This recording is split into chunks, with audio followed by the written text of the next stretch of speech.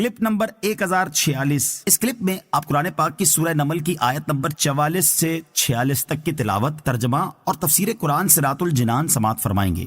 بسم اللہ الرحمن الرحیم۔ ترجمہ، اللہ کے نام سے شروع جو نہایت مہربان رحمت والا ہے۔ قیل لها ادخل الصرح فلما رأته حسبته لجة وكشفت عن ساقيها قال إنه صرح ممرد من قوارير قالت رب إني ظلمت نفسي وأسلمت مع سليمان لله رب العالمين۔ ترجمہ، اس سے کہا گیا صحن میں داخل ہو جاؤ، تو جب اس نے اس صحن کو دیکھا تو اسے گہرا پانی سمجھی اور اپنی پنڈلیوں سے کپڑا اٹھا دیا۔ سلیمان نے فرمایا یہ تو شیشوں سے جڑاؤ کیا ہوا ایک ملائم صحن ہے۔ اس نے عرض کی اے میرے رب، میں نے اپنی جان پر ظلم کیا اور میں سلیمان کے ساتھ اس اللہ کے حضور گردن رکھتی ہوں جو سارے جہان کا رب ہے۔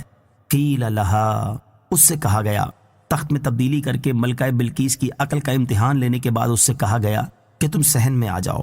وہ صحن شفاف شیشے کا بنا ہوا تھا اور اس کے نیچے پانی جاری تھا جس میں مچھلیاں تیر رہی تھی، اور اس صحن کے وسط میں حضرت سلیمان علیہ السلام کا تخت تھا جس پر آپ علیہ السلام جلوہ افروز ہو چکے تھے۔ جب ملکہ نے اس صحن کو دیکھا تو وہ سمجھی کہ یہ گہرا پانی ہے، اس لیے اس نے اپنی پنڈلیوں سے کپڑا اونچا کر لیا تاکہ پانی میں چل کر حضرت سلیمان علیہ السلام کی خدمت میں حاضر ہو سکے۔ حضرت سلیمان علیہ السلام نے اس سے فرمایا یہ پانی نہیں بلکہ یہ تو شیشوں سے جڑا ہوا ایک ملائم صحن ہے۔ یہ سن کر بلقیس نے اپنی پنڈلیاں چھپا لی اور یہ عجوبہ دیکھ کر اسے بہت تعجب ہوا، اور اس نے یقین کر لیا کہ حضرت سلیمان علیہ السلام کا ملک اور حکومت اللہ تعالیٰ کی طرف سے ہے، اور ان عجائبات سے بلقیس نے اللہ تعالیٰ کی توحید اور حضرت سلیمان علیہ السلام کی نبوت پر استدلال کیا ہے۔ اب حضرت سلیمان علیہ السلام نے اس کو اسلام کی دعوت دی تو اس نے اللہ تعالیٰ کی بارگاہ میں عرض کی، اے میرے رب عز و جل، میں نے تیری عبادت کی بجائے سورج کی عبادت کر کے اپنی جان پر ظلم کیا، اور اب میں حضرت سلیمان علیہ السلام کے ساتھ اس اللہ عز و جل کے حضور گردن رکھتی ہوں جو سارے جہان کا رب ہے۔ چنانچہ ملکہ بلقیس نے اخلاص کے ساتھ اللہ تعالیٰ کی وحدانیت کا اقرار کر کے اسلام قبول کر لیا اور صرف اللہ تعالیٰ کی عبادت کرنے کو اختیار کیا۔ آیت میں بیان کردہ واقعے سے یہ سمجھانا بھی مقصود ہو سکتا ہے کہ اشیاء جیسے نظر آئیں حقیقت میں ویسا ہونا ضروری نہیں، لہٰذا سورج کی پوجا کو ملکہ بلقیس جیسے درست سمجھتی آ رہی تھی وہ حقیقت میں ویسی درست نہیں بلکہ مکمل طور پر خلاف حقیقت و خلاف حق تھی۔ وَلَقَدْ أَرْسَلْنَا إِلَى ثَمُودَ أَخَاهُمْ صَالِحًا أَنِ اعْبُدُوا اللَّهَ فَإِذَا هُمْ فَرِيقَانِ يَخْتَصِمُونَ۔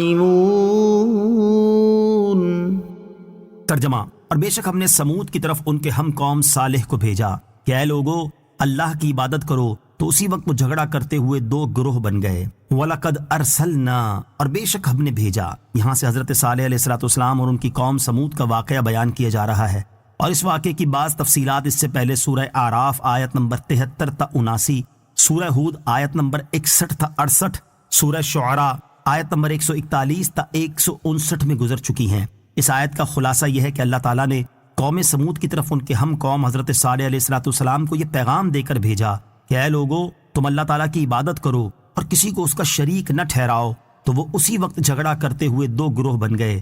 ایک گروہ حضرت صالح علیہ السلام پر ایمان لے آیا اور ایک گروہ نے ایمان لانے سے انکار کر دیا، اور ان میں سے ہر گروہ اپنے آپ کو ہی حق پر کہتا تھا۔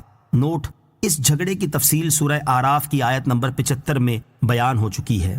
قال يا قوم لم تستعجلون بالسيئة قبل الحسنة لولا تستغفرون الله لعلكم ترحمون۔ ترجمہ، صالح نے فرمایا اے میری قوم، بھلائی سے پہلے برائی کی جلدی کیوں کرتے ہو؟ تم اللہ سے بخشش کیوں نہیں مانگتے؟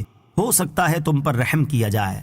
قال، صالح نے فرمایا جب کافر گروہ نے کہا کہ اے صالح علیہ السلام، اگر تم رسولوں میں سے ہو تو ہمیں جس عذاب کا وعدہ دے رہے ہو اسے لے آؤ، اس پر حضرت صالح علیہ الصلوۃ والسلام نے ان سے فرمایا عافیت اور رحمت سے پہلے مصیبت اور عذاب کی جلدی کیوں کرتے ہو؟ تم عذاب نازل ہونے سے پہلے اپنے کفر سے توبہ کر کے اور ایمان لا کر اللہ تعالیٰ سے بخشش کیوں نہیں مانگتے؟ ہو سکتا ہے کہ تم پر رحم کیا جائے اور دنیا میں عذاب نہ کیا جائے۔ صلو علی الحبیب صلی اللہ تعالی علی محمد صلی اللہ تعالی علیہ وسلم۔ مجھے اپنی اور ساری دنیا کی لوگوں کی اصلاح کی کوشش کرنی ہے انشاءاللہ عز و جل۔